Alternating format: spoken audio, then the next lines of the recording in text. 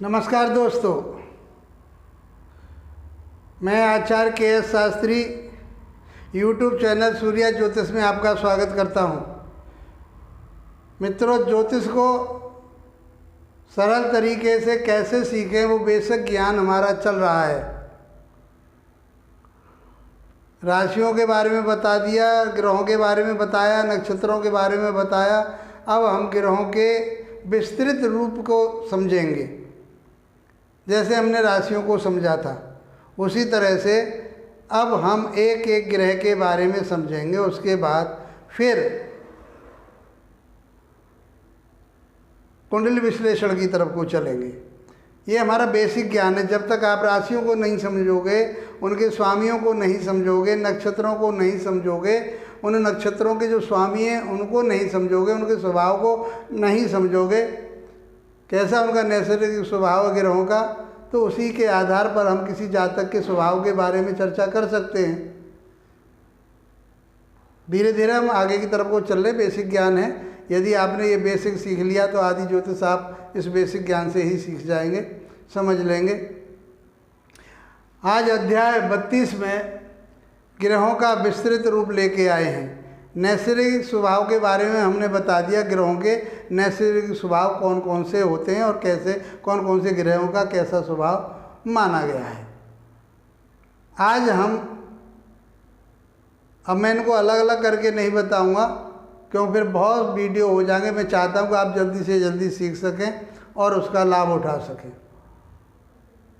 ज़्यादा अब मैं फैलाव नहीं कर रहा, मैं धीरे धीरे आपको विश्लेषण की तरफ को ले चल रहा हूँ। राशियों का ज्ञान हो गया, ग्रहों का ज्ञान हो गया, नक्षत्रों का ज्ञान हो गया।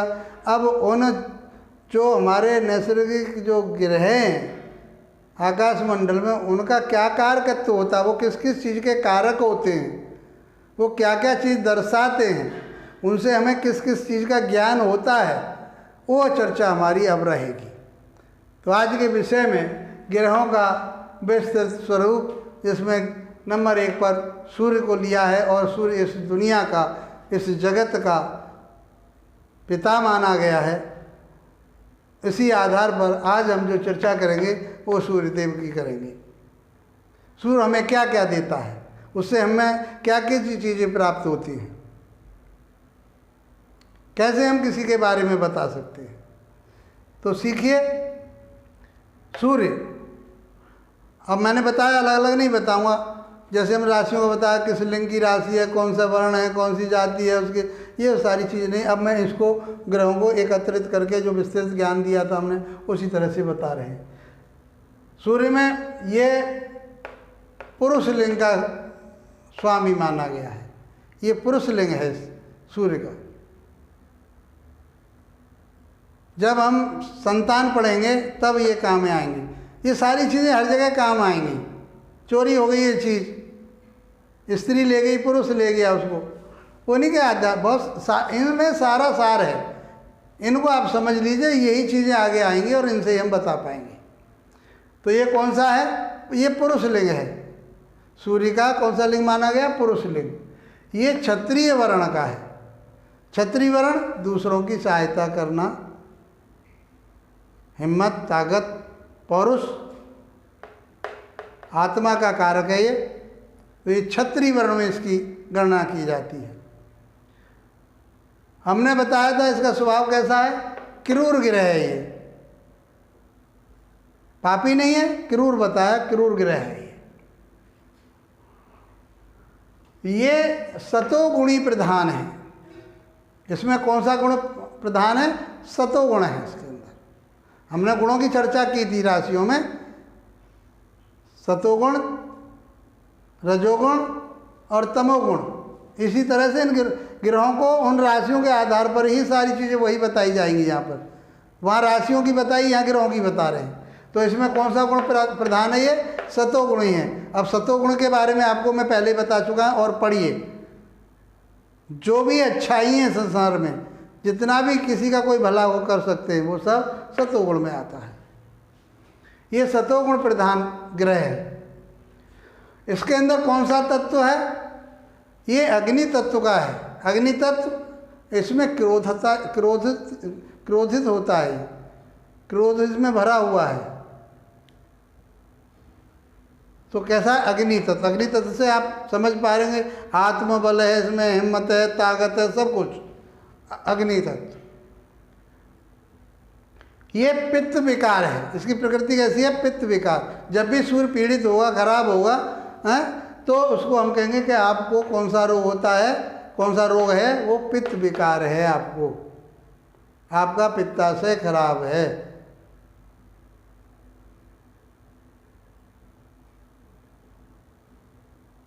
ये हमारे शरीर में हड्डियों का कारक है। जब रोग पड़ेंगे तो इस सूर्य से ही निकालेंगे। कौन कौन सी चीज़ों का? ये पित्त विकार में आता है। इसके अंदर पित्त विकार के जितने भी रोग हैं वो सब सूर्य के अंदर आते हैं। हड्डियों के जितने भी रोग हैं वो किस में आते हैं? वो सूर्य के अंदर आते हैं। ये पिता का भी कारक है।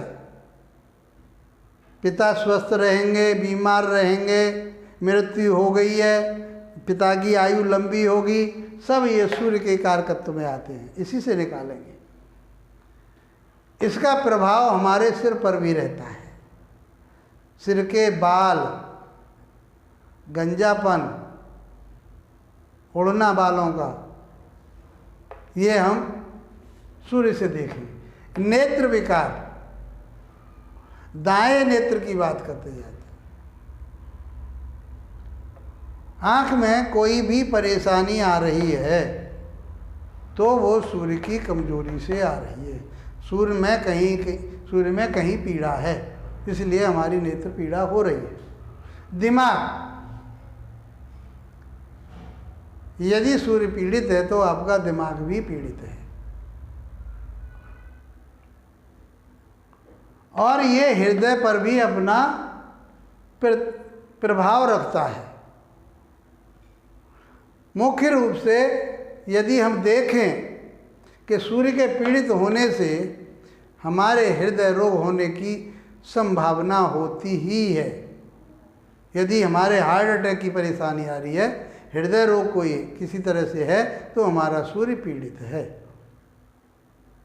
इसी से उपचार करेंगे हम, जैसा हमारे ऋषियों ने उपचार दिए हैं। इसकी दिशा कौन सी है? सूर्य पूर्व दिशा का, सूर्य जो है पूर्व दिशा का स्वामी माना गया है। यदि घर में कोई दोष आ रहा है पूर्व दिशा में, तो आपकी कुंडली में सूर्य भी पीड़ित है। यदि कुंडली आप विश्लेषण कर रहे हैं और सूर्य पीड़ित है, तो आपको हृदय के रोग भी हो सकते हैं, हड्डियों के रोग हो सकते हैं, और आपके घर की जो पूर्व की दिशा है वो डिस्टर्ब है। वहाँ कोई न कोई नेगेटिव एलिमेंट है वहाँ, जो आपके स्वास्थ्य को खराब कर रहा है। और आपका स्वास्थ्य कहाँ रहता है? आपके घर में रहता है। आप जिस घर में निवास करते हैं वहीं स्वस्थ शरीर है। जैसा घर होगा आपका, वैसा ही आपका शरीर होगा। ये सब गणना हम सूर्य से ही करेंगे। इसका जो वर्ण होता है लाल वर्ण का होता है। इसका रंग कैसा होता है? लाल होता है। उपायों में हम इन कलर पैथी को भी लाएंगे, बताएंगे इनके बारे में। तो ये ध्यान में रखिए, इनको नोट करते चलिए। हमारी जितनी वीडियो बन रही है आप उनको लगातार देखेंगे, क्रम वाइज देखेंगे, तो आपको मैं समझता हूँ लाभ होगा। इसका जो निवास है वो पर्वतों पर, खुले स्थानों पर माना गया है और शिव का मंदिर माना गया है। ऐसे कारक तो हमारे और बहुत सारी चीज़ें, जब आप आगे बढ़ोगे, आगे अपना अध्ययन करोगे, जब पुस्तकों का, टेक्स्ट बुकों का जब अध्ययन आप करोगे, तो इस और चीज़ें बहुत मिलेंगी। उत्तर कालामृतम को पढ़िए, कालिदास जी का लिखा हुआ है। पाराशर ऋषि को पढ़ना बहुत ज़रूरी है।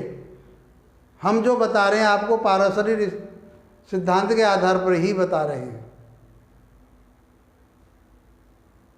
जीवन में 100% आप लोगों के ऊपर जो चरितार्थ होता है, जो फलादेश आप लोग जिसका बता पाएंगे, वो पाराशरी सिद्धांत के आधार पर ही बताएंगे। और हम ये कोशिश कर रहे हैं, हमने कोई और दूसरा सिद्धांत नहीं लिया, हम पाराशरी सिद्धांत को लेकर के चल रहे हैं।